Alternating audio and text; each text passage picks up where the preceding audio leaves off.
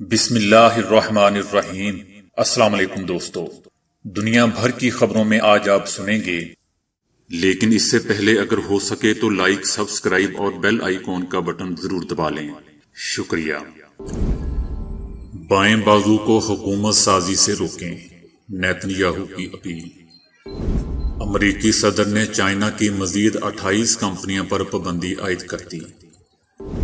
حکومت کی اجازت کے بغیر ادویات کی خریداری پر کرکٹر گوتم گمبھیر مشکل میں۔ خود کو ڈیموکریٹک موومنٹ کہنے والے آرمی سے کہتے ہیں کہ حکومت گرا دو، وزیر اعظم عمران خان۔ مہنگائی سے تنگ بھارتی عوام کو بی جے پی رہنما کا بھوکا رہنے کا مشورہ۔ یہود مخالف پوسٹ لگانے پر گوگل کا اہم عہدیدار نوکری سے فارغ۔ چائنا کے مصنوعی زمینی سورج نے نیا عالمی ریکارڈ قائم کر دیا۔ انڈیا میں کورونا سے مرنے والی خاتون 2 ہفتے بعد گھر واپس۔ شہری نے دوران سفر پی اے اے کی سیٹ پر اپنا فون نمبر لکھ کر کیا کہا؟ بھکاری کے گھر لاکھوں روپوں کی چوری۔ تو آئیے چلتے ہیں اب خبروں کی تفصیل کی جانب۔ نیتن یاہو نے حزب اختلاف کی سیاسی جماعتوں کے سیاسی اتحاد کو کڑی نکتہ چینی کا نشانہ بناتے ہوئے دائیں بازو کی جماعت کے اراکین سے کہا ہے کہ وہ اپوزیشن اتحاد کو حکومت بنانے سے روکیں۔ اسرائیل کے اخبار یروشلم پوسٹ کے مطابق وزیر اعظم نیتن یاہو نے اپوزیشن جماعتوں کے سیاسی اتحاد کو مخلوط حکومت کی تشکیل پر متفق ہونے کے فوری بعد اپنے بیان میں ان کا کہنا تھا کہ یہ سیاسی اتحاد خطرناک ہے۔ اسرائیل کی حزب اختلاف کی 8 جماعتیں نئی مخلوط حکومت تشکیل دینے پر متفق ہو گئی ہیں، جس کے نتیجے میں نیتن یاہو کے 12 سالہ دور اقتدار کا سورج غروب ہونے والا ہے۔ لیکن اس کے لیے ضروری ہے کہ سیاسی اتحاد میں شامل جماعتیں پارلیمانی ووٹ حاصل کریں، جو آئندہ ہفتے متوقع ہے۔ وزیر اعظم نیتن یاہو نے اس سے پہلے بھی نئی مخلوط حکومت کو صدی کا فراڈ قرار دیا تھا اور کہا تھا کہ یہ اتحاد ریاست اسرائیل اور عوام دونوں کے لیے خطرہ ہے۔ امریکی صدر جو بائیڈن نے صدر ٹرمپ کی روایت کو آگے بڑھاتے ہوئے مزید 28 چینی کمپنیوں پر پابندی عائد کر دی ہے، جبکہ سابق دور میں 31 کمپنیوں پر پابندی عائد کی گئی تھی، جسے برقرار رکھا گیا ہے۔ صدر جو بائیڈن نے ایک حکم نامے پر دستخط کیے ہیں جس میں چین کی 28 کمپنیوں کی امریکہ میں سرمایہ کاری پر پابندی عائد کر دی گئی ہے۔ یہ حکم نامہ سابق صدر کے دور کے حکم نامے کا تسلسل ہے۔ صدر جو بائیڈن نے سابق دور کے اس حکم نامے کی نہ صرف توثیق کی بلکہ 28 مزید کمپنیوں کو پابندیوں کے شکار کمپنیوں کی فہرست میں شامل کر دیا ہے۔ اس طرح اب مجموعی طور پر تقریباً 60 کمپنیوں کو پابندیوں کا سامنا کرنا پڑے گا۔ ہواوے موبائل سمیت چائنا موبائل اور چائنا ٹیلی کمیونیکیشن پر پابندی برقرار رہے گی۔ پابندیوں کا اطلاق 2 اگست سے ہوگا، جبکہ پابندیوں پر عمل درآمد اور نگرانی محکمہ خزانہ کی ذمہ داری ہوگی۔ واشنگٹن انتظامیہ کا کہنا تھا کہ پابندیوں کی شکار کمپنیوں پر چینی آرمی کے ساتھ روابط، امریکی شہریوں کی جاسوسی اور انسانی حقوق کی خلاف ورزیوں کا شبہ ہے۔ کرکٹ سے سیاست میں قدم رکھنے والے گوتم گمبھیر مشکل میں پڑ گئے ہیں۔ ان پر کورونا کی ادویات غیر قانونی طور پر تقسیم کرنے کا الزام ہے۔ ہندوستان ٹائمز کی ایک رپورٹ کے مطابق کورونا کی ادویات کی غیر قانونی تقسیم کے حوالے سے کچھ دنوں میں خبریں گردش میں تھیں، تاہم گوتم گمبھیر کی جانب سے کی جانے والی ایک ٹویٹ نے معاملے کو دہلی ہائی کورٹ میں پہنچا دیا۔ ڈرگ کنٹرول دہلی نے عدالت کو بتایا کہ بی جے پی کے رکن اسمبلی گوتم گمبھیر نے حکومت کی اجازت کے بغیر کورونا کی ادویات خریدیں اور عوام میں تقسیم بھی کی۔ دوسری جانب گوتم گمبھیر نے کہا کہ میں خود ایک انسان ہوں اور ایسی کوئی بھی چیز جو انسانیت پر اثر انداز ہو رہی ہے اس کا اثر مجھ پر بھی ہوتا ہے۔ ڈرگ کنٹرولر نے ہائی کورٹ کو بتایا کہ گوتم گمبھیر کو کورونا کے مریضوں میں بغیر لائسنس کے فیبی فلو جیسی ادویات تقسیم کرنے پر قصوروار ٹھہرایا گیا ہے۔ ان کے پاس نہ تو خریداری اور نہ ہی تقسیم کا لائسنس موجود تھا، لہٰذا ان کو منشیات اور کاسمیٹکس ایکٹ کے سیکشن 18 کے تحت خلاف ورزی کا مرتکب پایا گیا ہے۔ اس جرم کی سزا 5 سال قید ہے۔ ان کے خلاف فوری کارروائی کی جائے گی۔ سیاستدان بغیر اجازت ادویات کے بڑے اسٹاک کیسے خرید سکتے ہیں؟ وزیر اعظم عمران خان نے حزب مخالف کے اتحاد پاکستان ڈیموکریٹک موومنٹ (PDM) پر تنقید کرتے ہوئے کہا ہے کہ خود کو ڈیموکریٹک موومنٹ کہنے والے آرمی سے کہتے ہیں کہ حکومت کو گرا دو۔ پچھلی حکومت کے مقابلے میں ہماری حکومت نے 3 گنا زیادہ سڑکیں بنائی ہیں۔ دوستو، یہ 3 گنا سڑکیں وزیر اعظم عمران خان کے کان میں نہ جانے کس وزیر نے کہہ دیا۔ اس کو ماننے کو دل نہیں کرتا۔ اس وزیر سے پوچھنا چاہیے کہ آپ نے بھی پرویز رشید کی طرح جھوٹ کو سیاسی بیان میں کنورٹ کرنا شروع کر دیا۔ بہرحال وزیر اعظم عمران خان کا کہنا تھا کہ ہماری حکومت کے پہلے ہی ہفتے میں کہا جانے لگا کہ کدھر ہے نیا پاکستان، اور حکومت ناکام ہو گئی۔ ہم نے 2.5 سال بہت صبر سے گزارے۔ میڈیا میں بہت تنقید ہوئی، اپوزیشن نے بھی NRO نہ ملنے پر تنقید کی کہ ملک تباہ ہو گیا۔ میرے اپنے لوگوں کو مشکل وقت سے گزرنا پڑا۔ کل بھی اپوزیشن نے مل کر ڈرامہ کیا ہے کہ ملک بربادی کی طرف چلا گیا ہے۔ عمران خان کا کہنا تھا کہ میڈیا نے بھی عوام کو تاثر دیا کہ یکدم بٹن آن کر کے نیا پاکستان بن جاتا ہے۔ ان کا کہنا تھا کہ کوئی بھی معاشرہ جدوجہد کے بغیر نہیں بدلتا۔ کبھی ایسا نہیں ہوتا کہ آپ ایک دم آزاد ہو جائیں۔ چینی قبضہ اور سیاسی مافیاز اپنے مفادات کی حفاظت کی جنگ لڑ رہے ہیں اور کچھ بھی کرنے کے لیے تیار ہیں۔ ان کے باہر اربوں ڈالرز پڑے ہیں اور ڈرتے ہیں حکومت ان سے یہ پیسہ واپس نکلوائے گی۔ ان کی چوریاں سامنے آ رہی ہیں، اس لیے چاہتے ہیں کہ اس سے پہلے ہی کسی نہ کسی طرح حکومت گرا دی جائے۔ وزیر اعظم نے مزید کہا کہ برے اور مشکل وقت سے نکل گئے ہیں۔ آنے والے دنوں میں عوام کو مزید خوشخبریاں دیتا جاؤں گا۔ اب ملکی ترقی کا سفر وہاں سے شروع ہوگا جب ہم کسی وقت ایشیا کی 4تھی بڑی معیشت تھے۔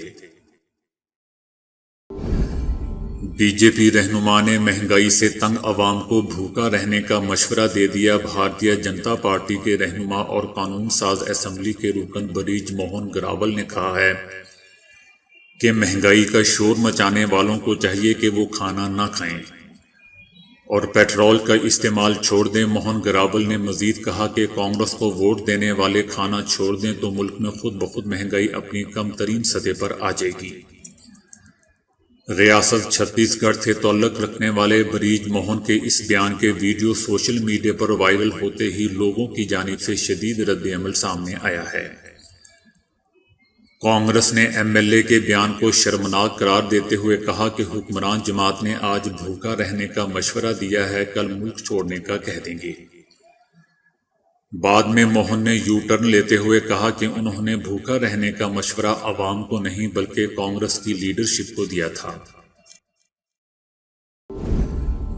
گوگل نے یہودیوں کے خلاف پوسٹ لگانے پر اپنے اہم شعبے ڈائیورسٹی کے سربراہ کو نوکری سے نکال دیا۔ گوگل سربراہ کماؤ بوب نے یہودیوں کے خلاف ایک تحریر لکھی تھی جس میں انہوں نے کہا تھا کہ یہودیوں کو مرنے مارنے اور لڑائی کی نہ ختم ہونے والی بھوک ہے۔ اپنی تحریر میں کماؤ نے مزید لکھا تھا کہ یہودی بے حس قوم ہیں جنہیں دوسروں کی تکلیف کا کوئی احساس نہیں ہوتا۔ گوگل کے ترجمان نے اپنے ایک بیان میں کہا ہے کہ ان کو عہدے سے برطرف کر دیا گیا ہے اور اپنی اس تحریر پر انہوں نے معافی بھی مانگی ہے، تاہم اب وہ گوگل ٹیم کا حصہ نہیں رہے ہیں۔ گوگل کا کہنا تھا کہ یہودیوں کے مخالفین کی ہمارے معاشرے میں کوئی جگہ نہیں ہے اور اس تحریر کی مذمت کرتے ہوئے یہودی کمیونٹی کے ساتھ کھڑے ہیں۔ یاد رہے دوستوں کہ لکھی گئی بوب کی اس پوسٹ کے سامنے آنے کے بعد یہودی کمیونٹی کی جانب سے ان کے استعفے کا مطالبہ کیا جا رہا تھا اور اسرائیل کی حامی ایک تنظیم سٹینڈو داس کے سربراہ مائیکل ڈکسن نے اپنی ٹویٹ میں بوب اور گوگل انتظامیہ کو شدید تنقید کا نشانہ بناتے ہوئے کہا تھا کہ کیا گوگل نے انہیں گوگل کیا ہے؟ چینی سائنسدانوں نے تجرباتی فیوژن ری ایکٹر میں پلازما کو مسلسل 101 سیکنڈ تک 12 کروڑ ڈگری کے درجہ حرارت پر برقرار رکھ کر ایک نیا عالمی ریکارڈ قائم کر دیا ہے۔ دوستو، یاد رہے کہ فیوژن وہ جوہری عمل ہے جس میں دو ہلکے ایٹموں کے نیوکلیائی آپس میں مل کر ایک بھاری مرکزہ بناتے ہیں اور زبردست توانائی خارج ہوتی ہے۔ سورج کے اندرونی حصے میں یہی عمل 1.5 کروڑ ڈگری سینٹی گریڈ جیسے شدید دباؤ پر ہوتا ہے، جس میں ہائیڈروجن کے مرکزے آپس میں جڑتے ہیں اور زبردست توانائی خارج ہوتی ہے۔ یہی وہ توانائی ہے جو اربوں سال سے زمین تک مسلسل پہنچ رہی ہے اور جس کی بدولت یہاں زندگی کا سلسلہ بھی جاری ہے۔ فیوژن کا عمل استعمال کرتے ہوئے انسان نے ہائیڈروجن بم بنا لیے ہیں جن کی طاقت ایٹم بم کے مقابلے میں کہیں زیادہ ہوتی ہے، لیکن ان سے تابکاری کا اخراج بہت ہی کم ہوتا ہے۔ مختلف ممالک پچھلے 70 سال سے کوشش کر رہے ہیں کہ فیوژن ری ایکشن کو کنٹرول کر کے تجارتی پیمانے پر بجلی بنانے کے قابل بنایا جائے، لیکن اب تک کامیاب نہیں ہوئے ہیں۔ تاہم اگر یہ کوششیں کامیاب ہوگی تو شاید دنیا میں صاف ستھری یعنی آلودگی سے پاک توانائی کے حصول کا مسئلہ ہمیشہ کے لیے حل ہو جائے گا۔ فیوژن ری ایکشن سے بجلی گھر بنانے کے حوالے سے چائنا کی یہ پیش رفت اس لیے اہم ہے کیونکہ اب تک اتنا زیادہ درجہ حرارت صرف چند سیکنڈ تک ہی برقرار رکھا جا سکا تھا۔ چائنا کے تجرباتی فیوژن ری ایکٹر کو چائنا کا مصنوعی سورج بھی کہا جاتا ہے۔ امریکہ اور روس سمیت مختلف ممالک فیوژن ری ایکٹر بنانے کی کوششیں کر رہے ہیں۔ اس سلسلے میں 35 ملکوں کا مشترکہ منصوبہ انٹرنیشنل تھرمو نیوکلیئر ایکسپیریمنٹل ری ایکٹر ITER جو فرانس میں زیر تعمیر بھی ہے۔ انڈین شہر حیدرآباد میں بظاہر کورونا سے مرنے والی ایک خاتون کو دفن کیا گیا۔ 2 ہفتے کے بعد خاندان نے ان کی یاد میں دن منایا، لیکن اسے اگلے روز ہی گاؤں کے لوگ اور خاندان کے افراد 70 سالہ خاتون کو دیکھ کر حیران رہ گئے۔ خاتون کو کورونا کے علاج کے لیے گورنمنٹ جنرل ہاسپٹل میں داخل کروایا گیا تھا۔ ان کے شوہر روزانہ اپنی بیوی کو دیکھنے جاتے تھے، تاہم 15 مئی کو وہ اپنے کورونا وارڈ میں اپنے بستر پر نہیں تھیں۔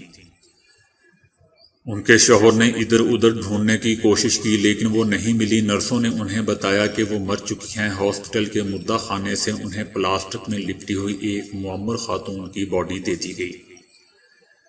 شوہر ٹوٹے ہوئے دل کے ساتھ باڈی کو گاؤں لے کر گیا اور اسی روز اس کی آخری رسومات بھی ادا کر دی گئیں۔ غموں سے بے حال خاندان نے 1 جون کو ان کی یاد میں تقریب رکھی۔ اس سے اگلے ہی روز معمر خاتون گھر واپس آ گئی۔ انہوں نے شکایت کی کہ وہ غمگین اور مایوس تھی کہ صحت یاب ہونے کے بعد کوئی انہیں گھر سے لے جانے کے لیے نہیں آیا۔ ہاسپٹل نے انہیں گھر جانے کے لیے 3000 روپے دے دیے، لیکن وہ بڑھاپے کی وجہ سے کہیں بھٹکتی رہی۔ پولیس انسپکٹر راما راؤ نے کہا کہ غفلت برتنے والے ہاسپٹل پر ابھی تک کوئی مقدمہ درج نہیں کیا گیا ہے۔ پبلک ٹوائلٹ، بسوں اور پارکس میں موبائل فون نمبر لکھنا معمول کی بات ہے، مگر ایک شہری نے دوران سفر PIA کی سیٹ پر ہی اپنا نمبر لکھ دیا۔ صفائی کے دوران جب جہاز کی سیٹ پر لکھا گیا نمبر سامنے آیا تو عملے کی جانب سے اس شہری سے رابطہ کیا گیا اور اس سے کہا گیا کہ آپ نے موبائل نمبر جہاز کی کھڑکی پر لکھ دیا۔ یہ کوئی اسکول کی ڈیسک یا کوئی بس نہیں ہے جو آپ نے ایسا کیا۔ آپ کو اس عمل کے نتیجے میں عدالت میں طلب کیا جا سکتا ہے۔ سزا کے طور پر آپ کو 15,000 روپے جرمانہ بھی بھرنا پڑ سکتا ہے۔ PIA حکام کے پیغام کا جواب دیتے ہوئے شہری نے کہا کہ یہ سب کچھ میں نے تفریح میں لکھ دیا تھا۔ آپ 1500 روپے مجھ سے لے کر ڈٹرجنٹ پاؤڈر اور پانی سے لکھے ہوئے نمبر صاف کرتے ہیں۔ بھارتی ریاست مہاراشٹر کے ضلع بیڑ کے ایک بابو راؤ نامی بزرگ بھکاری کے گھر 1,72,000 روپے کی چوری ہو گئی۔ یہ رقم بزرگ بھکاری نے زندگی بھر ایک مندر کے باہر بھیک مانگ کر جمع کی تھی اور مندر کے باہر ہی گھومنے والے چوروں کو بابو راؤ کے گھر اتنی بڑی رقم کی موجودگی کا علم ہوا۔ انہوں نے کچھ ہی وقت میں رقم پر ہاتھ صاف کر دیا۔ زندگی بھر کی کمائی لٹ جانے کے بعد بابو راؤ پہلے تو سخت پریشان ہوا، مگر پھر پولیس اسٹیشن جا پہنچا۔ جہاں پہلے تو اس کا کسی نے یقین نہیں کیا، لیکن پھر اعلیٰ حکام کی مداخلت کے بعد پولیس نے کارروائی کی اور چند ہی گھنٹوں میں چوروں کو پکڑ کر لوٹی ہوئی رقم بھی برآمد کروا لی۔ تو دوستو آج کے لیے اتنا ہی۔ ویڈیو کو لائک اور شیئر کرنے کا بہت بہت شکریہ۔